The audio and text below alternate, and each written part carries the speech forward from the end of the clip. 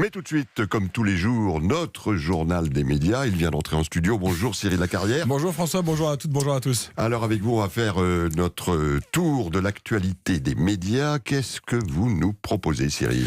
Le retour double dose de Faites entrer l'accusé, un documentaire sur New York, une nouvelle émission sur M6, les fictions françaises qui plaisent aux Français, et puis pour terminer ce journal, une question qui va vous tenir en haleine durant les prochaines minutes. Qui est sorti vainqueur du duel 100% Disney d'hier soir, Reine des Neiges, Star Wars?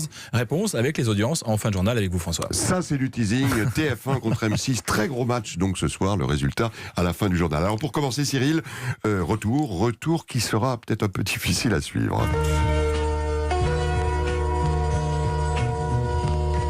Vous le connaissez ce générique, le générique de Faites entrer l'accusé. C'est le retour de Faites entrer l'accusé, mais attention, il va falloir être concentré. On vous en avait parlé ici même, RMC Story a racheté les droits de l'émission emblématique de France 2, mais France 2 a encore des inédits en stock à diffuser. Du coup, ce qui devait arriver arriva. RMC Story lance sa série de rediffusion à partir du 12 janvier et France 2 commence la diffusion de ces inédits dès le lendemain, le lundi 13 janvier. Double dose de meurtre et de sauvagerie et de bonheur pour les amateurs de cette émission. Et j'en connais quelques-uns. La 2, qui dispose de 7 numéros inédits de Faites entrer l'accusé, laissera ensuite totalement la main à RMC Story. La chaîne a d'ores et déjà annoncé qu'elle allait à son tour tourner de nouveaux épisodes de l'émission, sans Christophe Ondelat ni Frédéric Lantieri, les deux présentateurs historiques de l'émission. Ouais, ça marche à la télé, ça marche sur les podcasts, on en parlait hier, les True Crime. Cyril, vous avez une drôle de question à nous soumettre ce matin. Et si New York s'appelait Angoulême? Eh oui, la question doit vous paraître improbable, François, et pourtant, c'est le titre d'un documentaire que diffuse aujourd'hui la chaîne publique Sénat. Pourquoi avoir choisi ce titre? Eh bien, figurez-vous, parce que durant 100 ans, New York s'est appelé Angoulême avec un S, un hommage à François Ier qui fut duc d'Angoulême avant d'accéder au trône. Une histoire méconnue du grand public et que Public Sénat a voulu ranimer avec un documentaire de Marie-France Brière, une des grandes figures de la télé française. Au cœur de ce film, un historien, Florian Gaillard, archiviste de la ville d'Angoulême. Marie-France Brière nous explique pourquoi elle a décidé de travailler avec lui.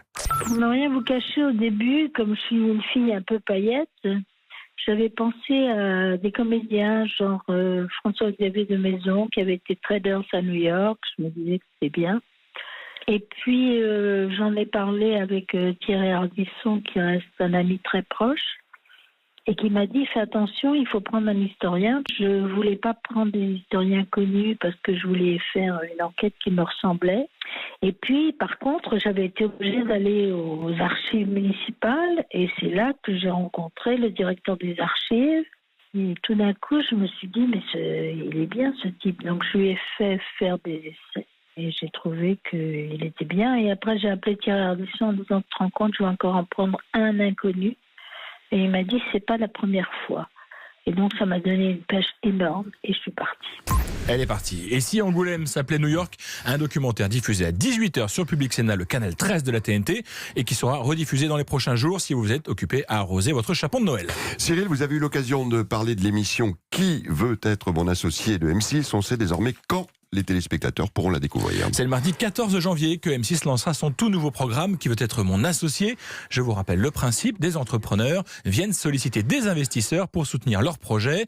Un concept né au Japon et qui arrive donc en France avec un monsieur loyal désormais figure du groupe M6, Julien Courbet. Nous l'avions rencontré il y a quelques semaines, on l'écoute nous expliquer comment il envisage son rôle. Alors c'est un rôle qui est un petit peu particulier, qui n'est pas le rôle classique de l'animateur. Bonsoir à tous, bienvenue ce soir, plein de surprises, etc. Parce qu'on est dans un concept qui se rapproche quand même de la vraie vie. Puisque ce sont d'un côté des entrepreneurs qui viennent affronter des investisseurs en leur disant « Soyez sympa, aidez-moi dans mon projet, donnez-moi de l'argent ». Maintenant, on fait de la télé, il faut que le téléspectateur très vite s'attache à tous les personnages. Donc mon rôle, c'est de les accueillir. Je parle des entrepreneurs qui viennent chercher de l'argent et du conseil. Et surtout de faire découvrir en très peu de temps, et j'ai peu de temps pour ça, aux téléspectateurs à qui ils ont affaire. Et une fois que j'en sais un petit peu plus, à ce moment-là, je leur ouvre la porte et ils rentrent dans l'arène. Je les récupère à la sortie avec parfois des larmes, des gens qui m'embrassent en me disant « c'est fantastique » et puis malheureusement des déçus parce qu'ils repartent sans avoir remporté le morceau. Lui, Julien Courbet, est très très motivé par cette nouvelle émission Qui veut être mon associé. Ce sera donc le 14 janvier sur M6. Il parodie très bien le rôle de l'animateur. N'est-ce pas, hein? De l'animateur. Il a l'air de s'y connaître. Cyril, très bonne nouvelle pour les séries, les fictions françaises plutôt. Les séries Made in France se sont accaparées 55 des 100 meilleures audiences de l'année, contre 26 en 2018 et 42 en 2017. Une information révélée par nos confrères des Échos. Qu'elles soient diffusées sur TF1, sur France 2 ou sur France 3, les séries françaises cartonnent à peu près tout le temps. Et c'est le cas, bien sûr, de cette capitaine qui repousse toutes les limites. Pourquoi vous arrêtez pas ce type avant qu'il tue toute la famille? Mais je fais ce que je veux, t'es pas ma mère, hein. Je voulais savoir si vous avez pas vu un témoin, parce qu'il paraît qu'il y en a un qui s'est planqué dans votre propriété, là. Un témoin de quoi? Bah, pas un témoin de Jéhovah, hein. Un témoin de meurtre. Double meurtre. Ça va, les cotons-tiges? Capitaine. Vous avez pas reconnu? C'est marrant, parce que vous avez pas trop la tronche d'accueil de campagne, vous. Mais vous ne ressemblez pas non plus tout à fait à l'idée qu'on se fait d'un gendarme. L'habit fait pas le flic, hein, non plus. On se bouge la cellulite, là. On se bouge la cellulite, la voix de Corinne Maziro. L'habit ne fait pas le flic. Hein, Ouais, je veux le noter. Ouais, et puis quel bel accent du Nord. La comédienne Corinne Maziro est la comédienne qui incarne la capitaine Marlowe, et porte si bien la chapka.